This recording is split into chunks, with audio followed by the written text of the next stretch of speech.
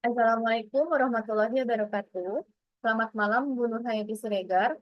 Perkenalkan, nama saya Rizky Oktanitia dengan NIM 2403-0102-0582.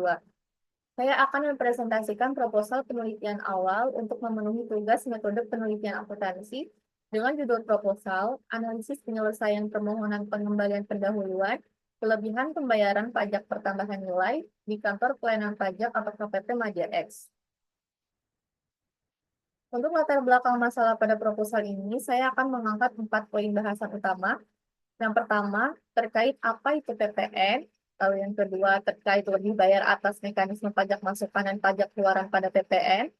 Lalu yang ketiga, terkait kendala teknis dan administratif yang sering dihadapi oleh petugas selama proses pengembalian atau lebih bayar PPN tersebut.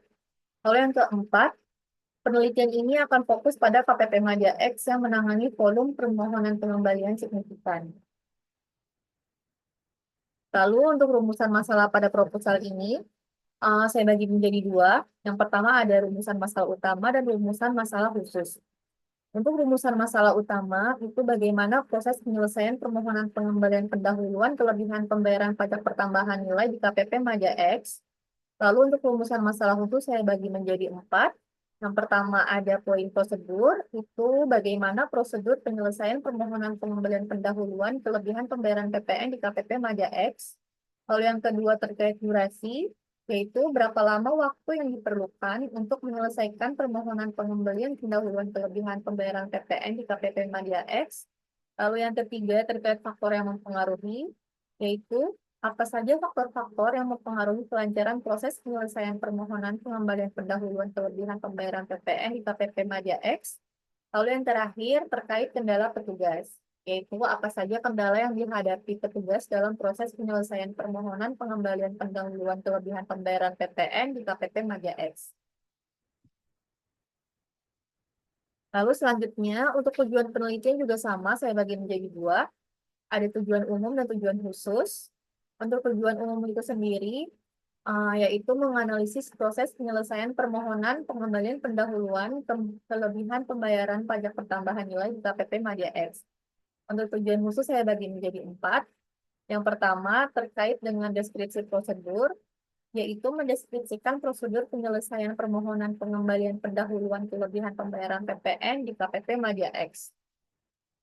Lalu untuk yang kedua, tujuan yang kedua itu terkait analisis waktu penyelesaian, yaitu menganalisis waktu yang diperlukan untuk menyelesaikan permohonan pengembalian pendahuluan kelebihan pembayaran PPN di KPP Madia X. Lalu yang ketiga ada identifikasi faktor, yaitu mengidentifikasi faktor-faktor yang mempengaruhi kelancaran proses penyelesaian permohonan pengembalian pendahuluan kelebihan pembayaran PPN di KPP Madia X. Lalu tujuan terakhir ada identifikasi kendala, yaitu menganalisis kendala yang dihadapi petugas dalam proses penyelesaian permohonan pengembalian pendahuluan kelebihan pembayaran PPN di KPP Madia X. Lalu selanjutnya ada manfaat penelitian. Untuk manfaat penelitian juga saya bagi menjadi dua. Yang pertama ada manfaat teoritis dan yang kedua ada manfaat praktis. Untuk manfaat teoritis, yang pertama, mendeskripsikan prosedur penyelesaian permohonan pengembalian pendahuluan kelebihan pembayaran PPN di KPP Madia X.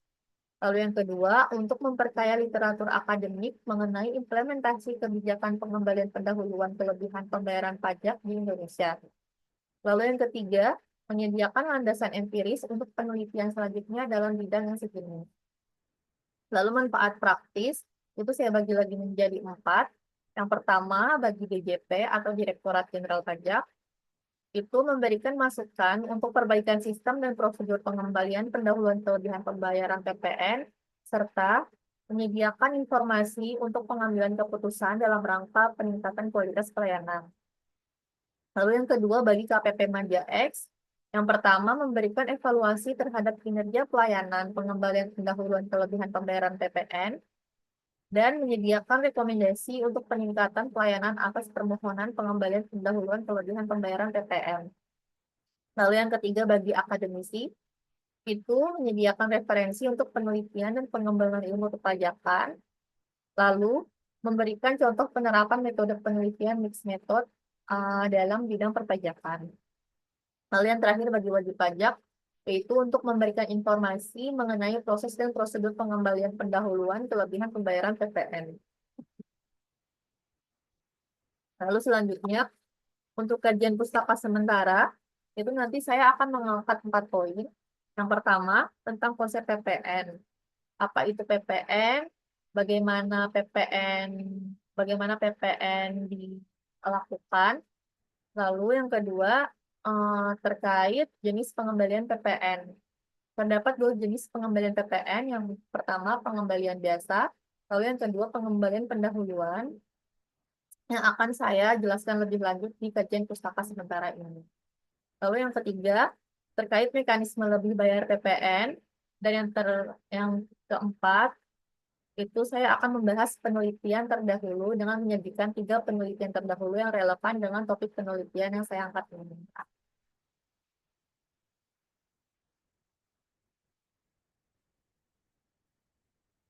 Untuk kerangka teori,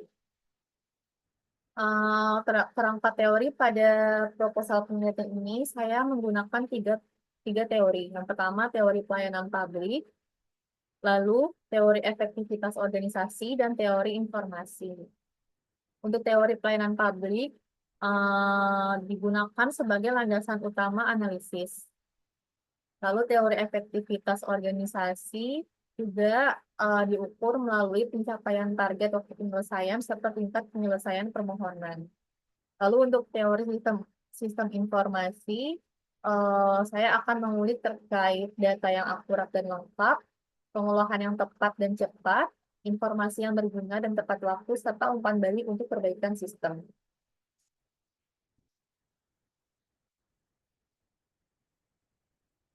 Lalu selanjutnya ada metode penelitian. Di metode penelitian ini saya akan membahas 10 poin. Yang pertama untuk jenis penelitian. Penelitian ini menggunakan metode penelitian deskriptif dengan pendekatan mixed method, kombinasi kuantitatif dan kualitatif. Pendekatan mixed method dipilih untuk mendapatkan pemahaman yang komprehensif mengenai proses penyelesaian permohonan pengembalian pendahuluan kelebihan pembayaran PPN. Lalu yang kedua ada lokasi dan waktu. Untuk lokasi penelitian, saya ambil di KPP Madya X dengan waktu penelitian 2024 sampai dengan 2022 sampai dengan 2024. Lalu yang ketiga untuk populasi data kuantitatif itu saya ambil seluruh permohonan pengembalian pendahuluan PPN periode 2022 sampai 2024. Untuk data kualitatifnya, populasinya itu adalah pegawai KPP Madya X yang menangani permohonan pengembalian pendahuluan PPN. Lalu untuk sampel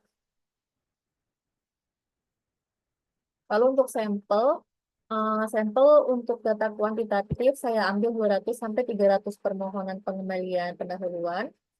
Untuk data kualitatif itu 6 sampai 10 pegawai KPP Madya X yang menangani permohonan pengembalian pendahuluan kelebihan pembayaran PPN dengan purposive sampling. Lalu yang kelima jenis data. Untuk data primer, saya mempunyai data dengan mengambil hasil wawancara dengan pegawai KPP Madya X yang menangani permohonan pengembalian pendahuluan kelebihan pembayaran PPN. Untuk data sekunder, saya mengambil data permohonan pengembalian pendahuluan PPN, SOP, serta peraturan perundang-undangan terkait yang relate dengan bahasan pada penelitian ini. Lalu yang selanjutnya untuk sumber data. Untuk sumber data saya dapatkan dari KPP Madya X dan literatur atau dokumen terkait. Untuk teknik pengumpulan data untuk data kuantitatif itu dengan analisis dokumen, yaitu mengumpulkan data sekunder berupa waktu penyelesaian, jumlah permohonan yang disetujui, serta nilai pengembalian yang direalisasikan. Serta teknik pengumpulan data untuk pendekatan kualitatif itu dengan melakukan wawancara mendalam kepada pegawai yang menyelesaikan permohonan pengembalian pendahuluan. Lalu untuk instrumen penelitian untuk data kuantitatif itu berupa lembar pengumpulan data. Sedangkan Untuk data kualitatif, itu menggunakan pedoman wawancara.